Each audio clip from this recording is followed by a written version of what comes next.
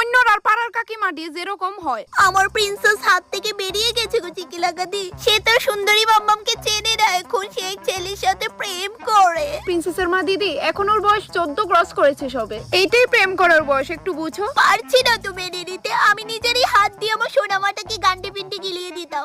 এখন সে নিজের হাতেই খেতে খেতে তার বয়ফ্রেন্ডকে বলে বাবু খাইয়ে দেবো। ও তোমার মেয়ে ঠিক আছে, কিন্তু দেখো একদিন না একদিন ওকেও তো বিয়ে দিতেই হবে, বলো। তাও তো ঠিক। তাহলে কি ও যে ফষ্টি নষ্টি গুলো করছে, করতে দেবো? হ্যাঁ অবশ্যই দেবে, আমিও তো 2 বছর বয়স থেকে প্রেম করা শুরু করেছি। আর ঠিক আছে, তুমি যখন বলছো আমিও কি কিছুই বলবো না, এইভাবে পাকতে দে।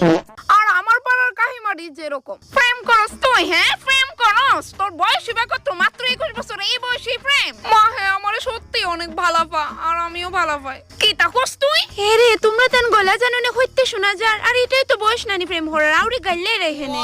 তুমি তা কি তাগো কইতাছো জুতা দি, বিষয়টা বুঝতাছো?